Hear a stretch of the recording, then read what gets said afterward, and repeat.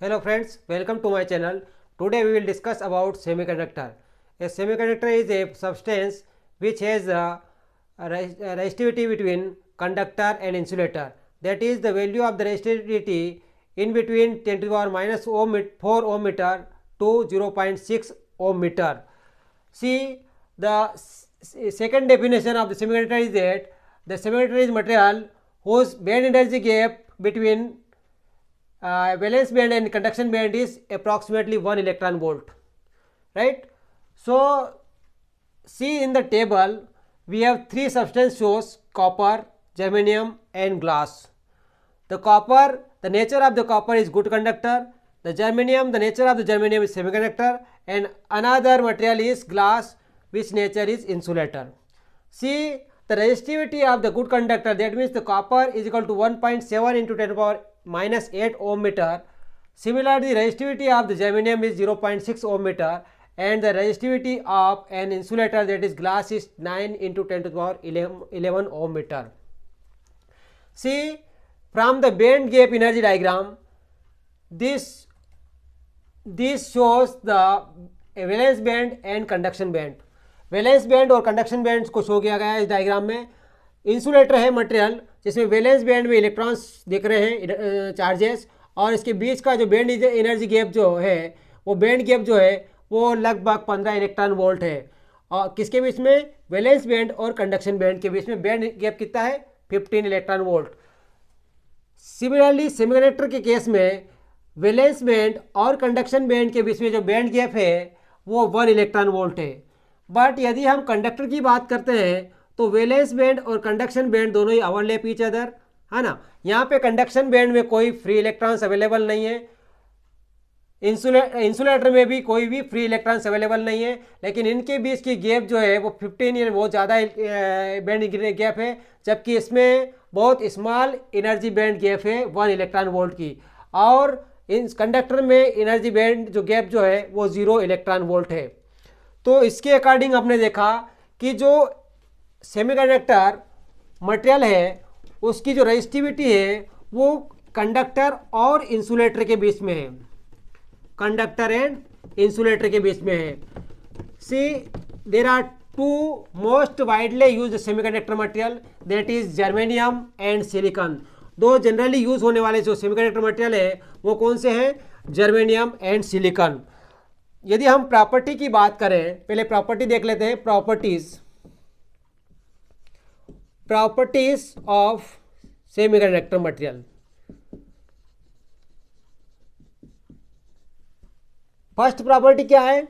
The first property of the semiconductor is that it's resistivity lies between conductor and insulator. इसकी जो resistivity है वो conductor और insulator के बीच में लाई करती है. सेकंड प्रॉपर्टी जो है, the semiconductor material have negative temperature coefficient of resistance. ये जो है negative temperature coefficient of resistance है. मीन्स क्या हुआ? यदि हम सेमीकंडक्टर मटेरियल का टेम्परेचर इंक्रीज करते हैं तो उसकी रेजिस्टिविटी कम होती है, राइट.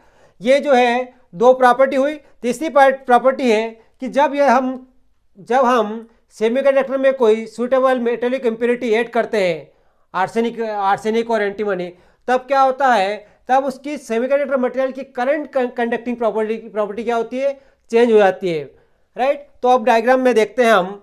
सिलिकॉन, दो मटेरियल की बात करी हमने, सिलिकॉन एंड सिलिकॉन जो इसका एटॉमिक नंबर जो है वो 14 है. सिलिकॉन का एटॉमिक नंबर 14 है. और दूसरा जो सेमीकंडक्टर मटेरियल है वो है आपका जर्मेनियम, जिसका एटॉमिक नंबर क्या है? 32. जर्मेनियम और सिलिकॉन दो generally most widely used semiconductor material है. और यदि हम एटॉमिक स्ट्रक्चर देखें तो जो जर्मेनियम है उसका एटॉमिक स्ट्रक्चर क्या है? एटॉमिक नंबर जो है 32 है, 2, नेक्स्ट ऑर्बिट में 8, फिर 18, एंड आखिरी में क्या आएंगे? 4. We can say the semiconductor में एक और चीज़ अपन बोल सकते हैं कि वह मटेरियल जिसके आउटर मोस्ट ऑर्बिट में 4 इलेक्ट्रॉन्स हो उसको हम सेमीकंडक्टर मटेरियल बोल सकते हैं.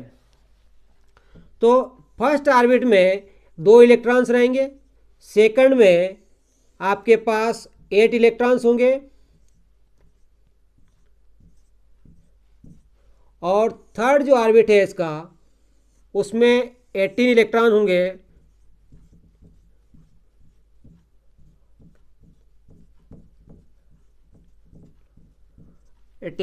एंड जो आउटर मोस्ट ऑर्बिट है जर्मेनियम का उसके लास्ट ऑर्बिट में 4 इलेक्ट्रॉन्स होंगे।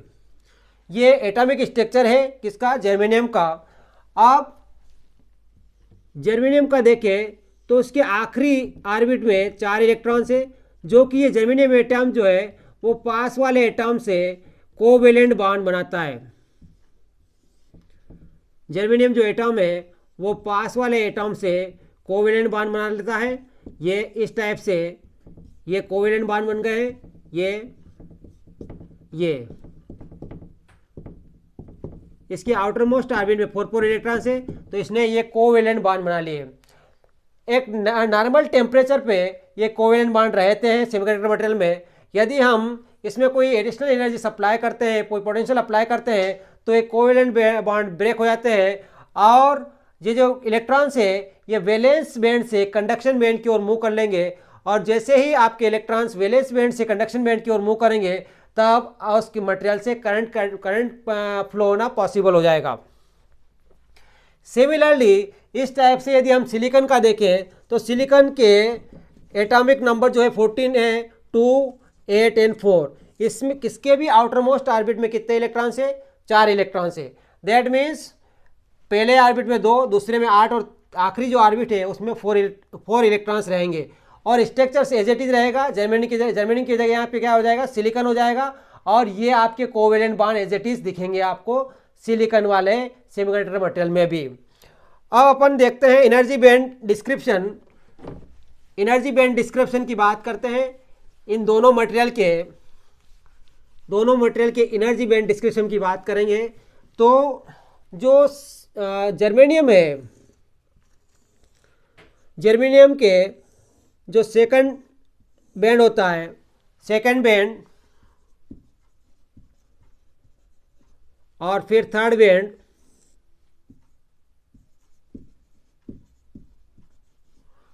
रहेगा और फिर आता है वैलेंस बैंड।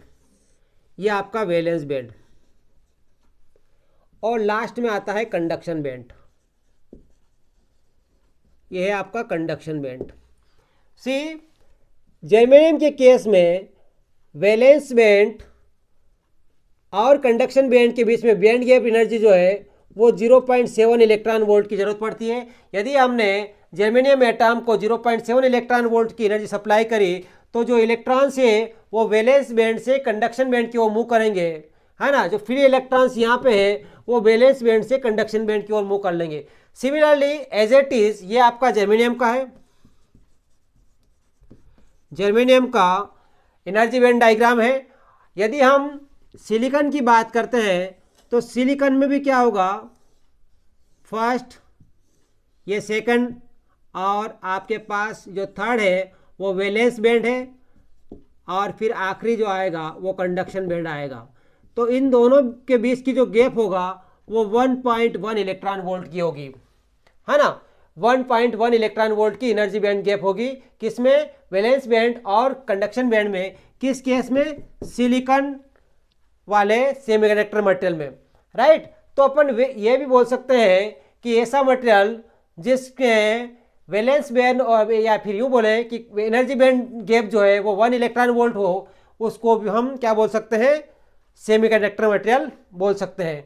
इस टाइप से अपन ने आज देखा कि सेमीकंडक्टर मटेरियल क्या होता है और उसकी प्रॉपर्टीज़ क्या है और बेन डायग्राम के हिसाब से जर्मेनियम और सिलिकॉन जो मटेरियल है उनका बेन डायग्राम किस टाइप से है और कितने इलेक्ट्रॉन वोल्ट की एनर्जी की रिक्वायरमेंट होती है यदि किसी भी इलेक्ट्रॉन्स को वैलेंस बैंड से कंडक्शन बैंड की ओर मूव करवाने के लिए।